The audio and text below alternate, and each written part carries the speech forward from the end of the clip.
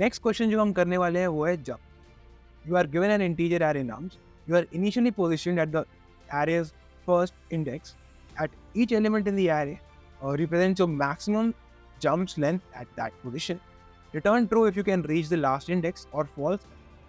हमें क्या दिया हुआ है, हमें कुछ एक इंटीजर एरे दिया हुआ है, हर पोजीशन पे बताया हुआ है कि हम मैक्सिमम कितना जंप कर सकते हैं, उससे कम भी कर सकते हैं। जैसे यहाँ 2 दिया हुआ है तो हम 1 जंप कर सकते हैं या 2 जंप, ठीक है। और अगर हम एंड तक पहुँच सकते हैं किसी भी तरीके से तो हमें रिटर्न करना है ट्रू, अदरवाइज हमें रिटर्न है फॉल्स। तो देख लेते हैं ये कैसे होगा। उसी एरे को लेके आ जाते हैं और उसी पे हम लोग चला के देख लेते हैं ये सॉल्व होगा कैसे।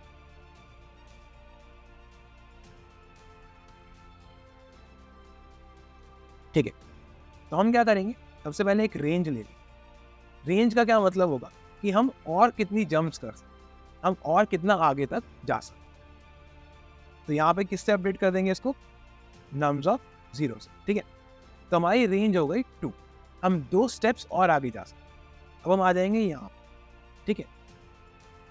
अब इस 2 की वजह से हमारी जो रेंज है यहाँ पे आने के बाद 1 रह जाएगी। 1 रह जाएगी मतलब यहाँ से हम सिर्फ एक स्टेप आगे आ सकते। फिर से ध्यान से सुनना, इस 2 की वजह से हमारी रेंज थी 2, मतलब मैक्सिमम हम यहाँ जा सकते। अब जब हम नेक्स्ट पोजीशन पे आ गए, इस 2 की वजह से हमारी रेंज रह जाएगी सिर्फ 1, मतलब रेंज -1 करेंगे क्योंकि हम एक स्टेप आगे आ चुके हैं ऑलरेडी। इस 2 की वजह से यहाँ जंप ले चुके हैं, तो सिर्फ एक जंप और ले सकते। तो बेसिकली रेंज को ऐसे समझो नंबर ऑफ रिमेनिंग जंप। लेकिन अब हमारे पास 2 ऑप्शन, या तो इस 2 की वजह से 1 जंप हमारे पास बची हुई है, या फिर ये 3 जंप्स। तो 3 और 1 में से मैक्सिमम 3 होता है, तो हम 3 कर लेंगे रेंज। ध्यान से देखो, रेंज की अपडेटिंग वैल्यूज भी हम लोग स्टोर करते हैं। स्टार्टिंग में 2 था, ठीक है, स्टार्टिंग में 2 था। अब जब हम आगे आ गए तो रेंज हो गई है -1, 2 - 1 मतलब 1, या 3 में से मैक्सिमम। तो 1 और 3 में से मैक्सिमम 3 होता है, तो रेंज की वैल्यू अब हो चुकी है 3। फिर हम आगे आ जाते हैं y, तो फिर से वही ऑप्शन है। 3 की वजह से कितनी रेंज बची हुई है वो हमारे पास, एक आगे हम आ चुके हैं, तो 2 रेंज बची है, या करंट वैल्यू है 1। इन दोनों में से मैक्सिमम 2 ही होता है, तो 2। फिर आगे आ जाते हैं 1, तो 2 जो 3 वाली जंप है इसकी वजह से यहाँ पे क्या रेंज बची हुई होगी, हमें 1 ही रेंज बची हुई होगी, एक ही और आगे आ सकते।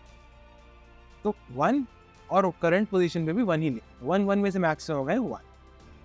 यहाँ पे पहुँच गए, यहाँ पे पहुँचने के बाद हमें कुछ भी नहीं करना है, हमें यहीं तक, हम यहाँ तक पहुँचना हमारे लिए पॉसिबल है, इसलिए true return.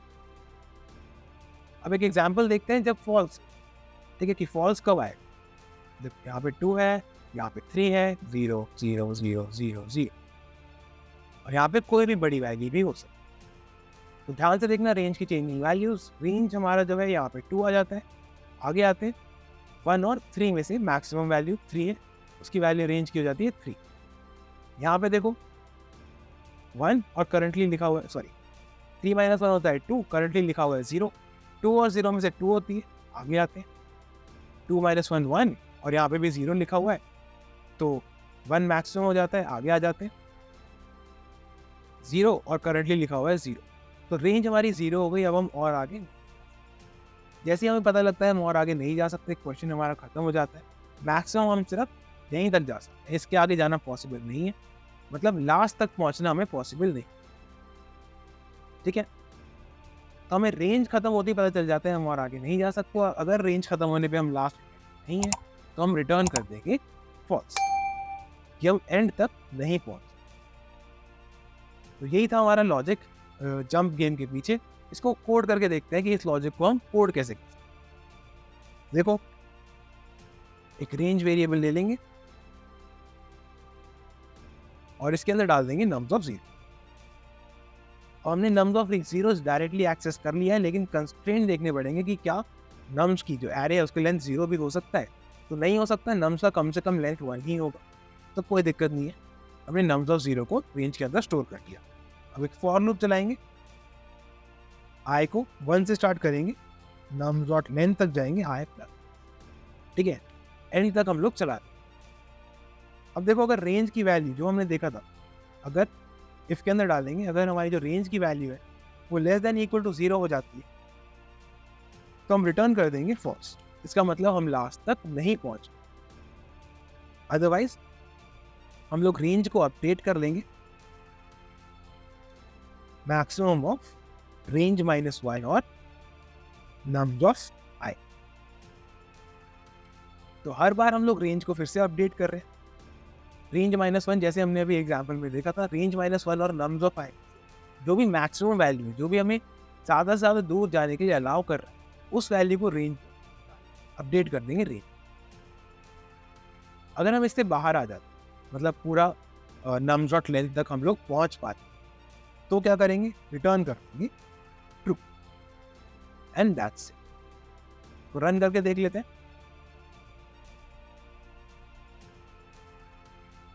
Visible test cases हमारे पास हो गए, सबमिट करते हैं।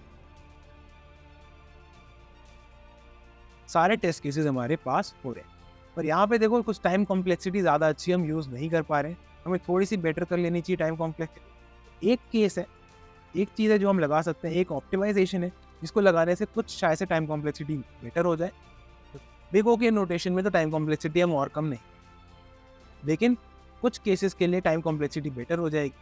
तो अगर वर्स्ट केस के लिए टाइम कॉम्प्लेक्सिटी बेटर हो जाती है हमारी, तो हमारा ये जो परसेंटेज आ रहा है ये थोड़ा सा इम्प्रूव। क्या केस है ये, अगर कभी भी range plus 1 greater than equal to हो गया नम्स डॉट लेंथ, ठीक है, अगर कभी भी ये सिचुएशन आती है, हम सीधा रिटर्न कर सकते हैं ट्रू। इसका क्या मतलब है, फिर से बोर्ड पे देख लेते हैं। जैसे जब हम यहाँ आए थे, हमारी रेंज हो गई थी 3, ठीक है, हमारी रेंज हो गई 3। इसको इंडेक्सेस देते हैं 0, 1, 2, 3, 4। तो हम इस 3 के थ्रू कहाँ तक जा सकते हैं, 3 जंप दूर कौन सा पोजीशन होगा, कौन सा इंडेक्स होगा, 3 + 1, आई है हमारा 1, तो आई प्लस रेंज, मतलब रेंज प्लस 1 तक और आगे जा सकते हैं। तो इसका क्या मतलब हुआ, ये हो गया 4, राइट। तो हम 4th इंडेक्स तक जा सकते हैं, हमें यहीं से पता लग, हमें आगे देखने की ज़रूरत नहीं है, तो यहीं पे हम लोग ट्रू रिटर्न करें। तो यही चीज़ हम लोग इसमें करने की कोशिश कर रहे हैं।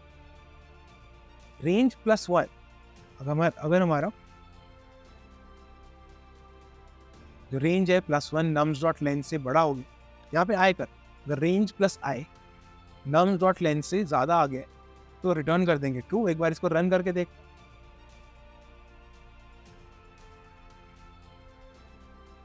विजिबल टेस्ट केसेस पास हो रहे हैं। एक बार सबमिट करते हैं कि क्या हमारा कुछ इंप्रूवमेंट आया वहाँ। तो देखो सीधा इंप्रूवमेंट काफ़ी ज़्यादा है, करीब 30% हम लोग बीट कर रहे थे लोगों को, अब हम 79 मतलब 80% लगा लेते लोगों को बीट कर रहे हैं टाइम कॉम्प्लेक्सिटी के टर्म, ठीक है। तो ये ड्रास्टिक इफेक्ट चेंज आ गया है हमने हमारी इस ऑप्टिमाइजेशन की वजह से। तो रेंज प्लस आई क्यों कर रहे हैं, यहाँ पे फिर से देखो 3 में हम क्या ऐड कर रहे हैं, इसका इंडेक्स, क्योंकि इस इंडेक्स से 3 पोजीशन और आगे तक हम जा सकते हैं इस जंप को यूज, इसलिए हम लोग कर रहे हैं रेंज प्लस आई। ये क्वेश्चन हमारा सॉल्व हो गया है।